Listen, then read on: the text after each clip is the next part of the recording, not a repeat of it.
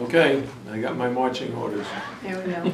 Let's begin with something that I just got a word. I just met with DeAndre Burnett and his mom, Wes Brown, our trainer, and my coaching staff. Very, very sadly have to report that DeAndre has a left wrist injury. We don't know how long it will take for the injury to heal, but as of this moment, we are planning to redshirt him for the season. When did it happen?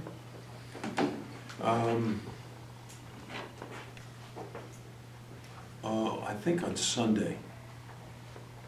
Yeah, it was Sunday. During practice, he drove to the basket. Rafael Akabajuri took a charge on him. He left his feet, ran into him, and when he came down, braced his fall, broke his fall with his wrist. And he had x-rays done. Now the doctors will determine exactly what the next steps will be, but we're pretty certain that whatever the rehab is, it's going to take a while. So he had surgery on it? Not yet. No. And you can talk to Wes Brown about what the next steps are. He really needs to have like a plan in place for what he's going to be able to do and not be able to do for the next several months. What had you seen of DeAndre before that? He and I had a talk. I talked with my staff about him. It's funny. Some players are like point guards. Some guys are two guards. DeAndre's a bucket getter, like a Benny Gordon, a Kemba Walker. Not really ones or twos.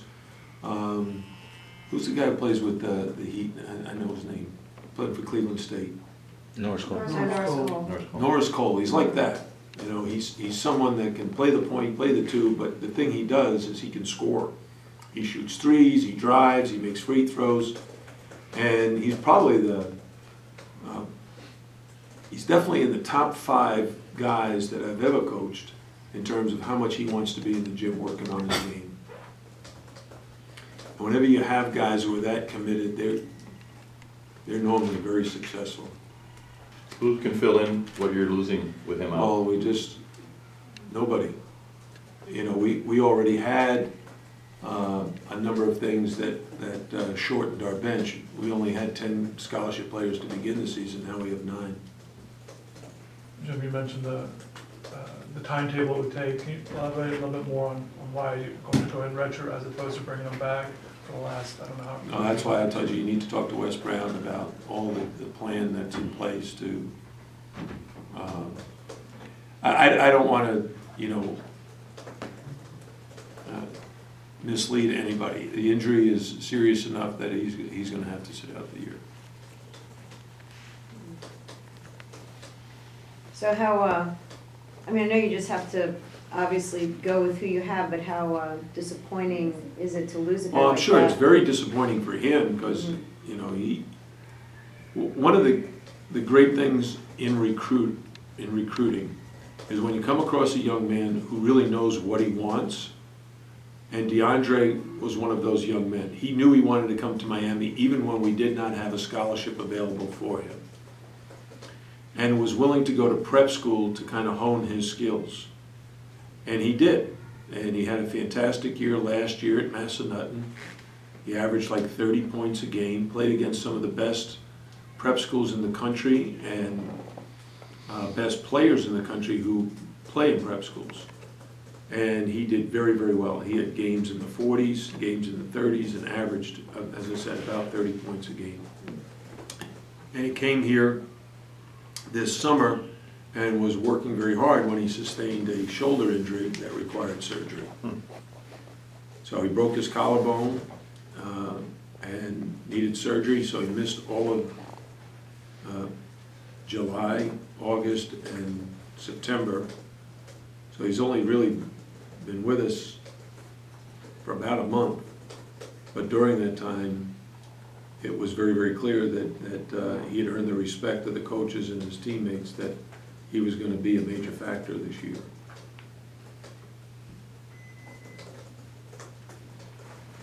How was your class today? I think you taught a class today? I don't know if I would say I taught, but I lectured at a spoke. class today. Did they listen? Well, two of the University of Miami men's basketball players were in the class, Oh. Angel Rodriguez and Tanya Jakiri. They better have been listening. And a couple of my managers were in there, and I'll be quizzing them later today. But I enjoy interacting with the students. I enjoy a classroom environment. I enjoy answering their questions and sharing with them some of my experiences. I talk to them a little bit about my values and the things that were important to me as a coach, as a parent, and things that I thought should be important to them as students and young people who are going to be joining the workforce in a very short period of time, the 2 or 3 years. There were no freshmen in the class, if I recall correctly. They were all sophomores, juniors, and seniors.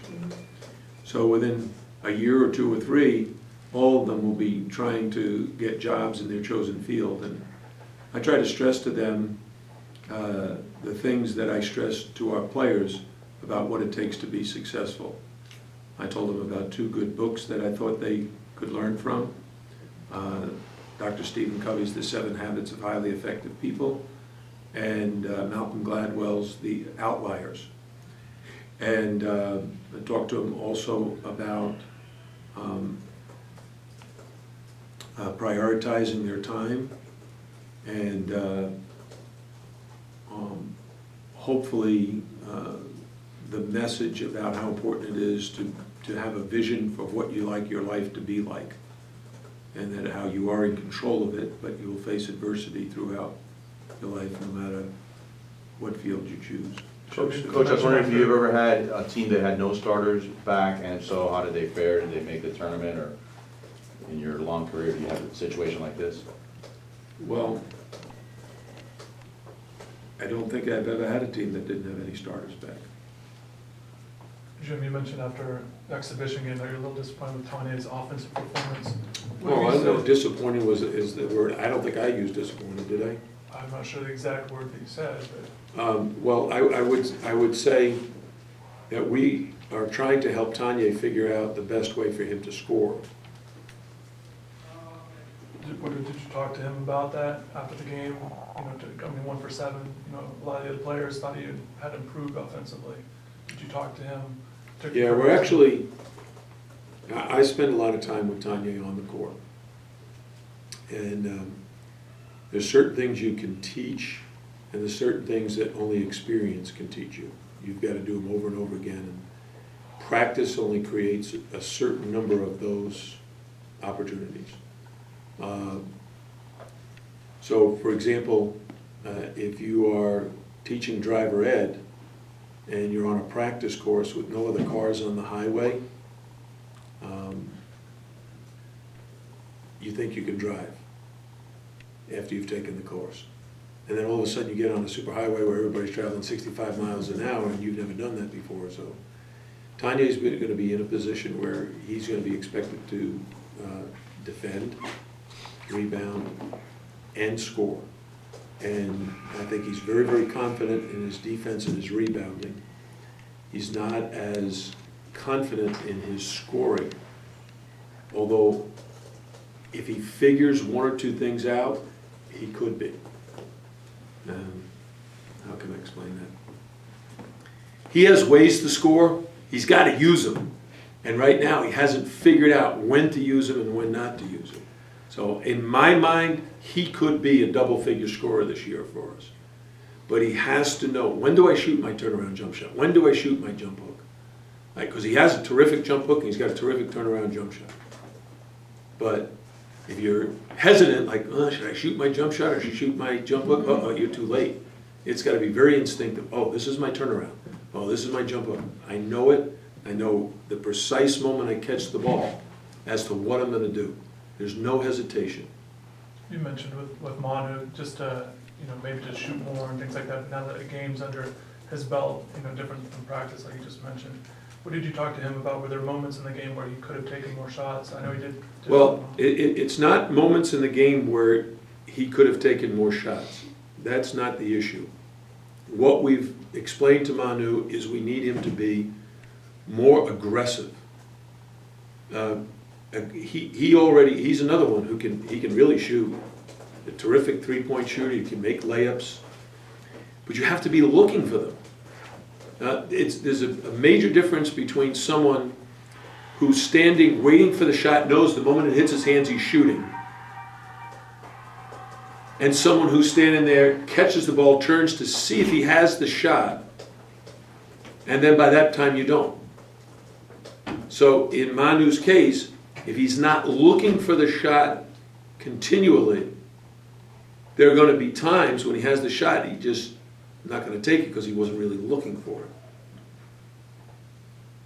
With DeAndre being the bucket getter, and after that game the other day, you talked about how the team was going to rely on those points that he's going to bring. Who do you see getting those points? No. Every guy has his strengths and weaknesses. One of DeAndre's strengths was really scoring the ball. Mm-hmm. Now, if I ask for volunteers on my team who would like to get all of DeAndre's shots, I'm going to have 9 guys who want those shots. It's not a matter of shooting, it's a matter of making. Right. Anybody can get the shots. It's a matter of putting the ball in the basket. And so we're trying to figure out. That's why I said, if we can get Manu to really look for some more shots, if we can get Tanya to figure out when he should shoot his turnaround jump shot and when he should shoot his jump hook, those 2 players will perform at a much higher level. And you might think it's simple, but it really is not. It's just not their mindset. It's not,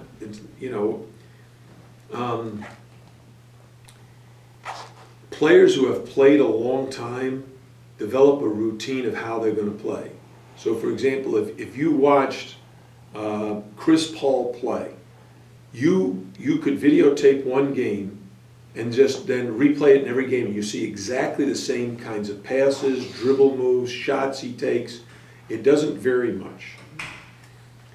Our players right now don't have that plan yet in mind. In Tanye's case, last year, he wasn't expected to be a big scorer. So he wasn't even looking for his shots. So when you threw the ball to him, he was likely going to pass. Mm-hmm. That was his plan. I'm going to pass. I'm going to pass. The only time he shot it, I would bet of all the baskets he got last year, about 3/4 of them were the ball was thrown up in the air, a lob. All he had to do was catch it and finish. In that case, he did not have a choice. Should I shoot a turnaround? Should I shoot a jump shot? I'm just laying it in. Right. So the difference is now, we're going to try to throw those up to you, big fella, but we're not going to get 1 or 2 a game and that'll be enough for your performance. Like last year, if he got 1 or 2, that was great.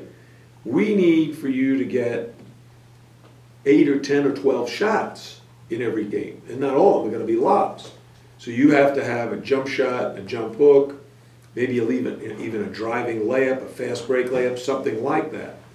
And in his case and in Manu's case, they don't have a ton of experience.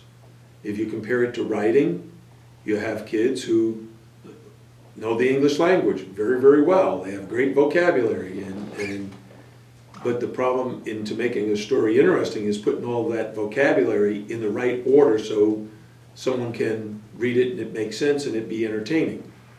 That's the order we're trying to get for them. When this occurs, then use your jump hook. If that occurs, no jump hook, turn around, jump shot. In fact, not only turn around, but bank it in. This is your bank shot. This is when you should shoot your jump hook. This is it. And he's got to be able to recognize that. Manu the same way. You get the ball back in this situation, you should be just launching. Shoot the 3. But if you get the ball back in this other situation where the defense is closing real fast, just beat them and drive and look for your floater. And as time goes by, you'll see a difference. That's why I said this is going to be a year where there's going to be a lot of growing pains. Very, very similar to my first year. The difference is we had experienced players that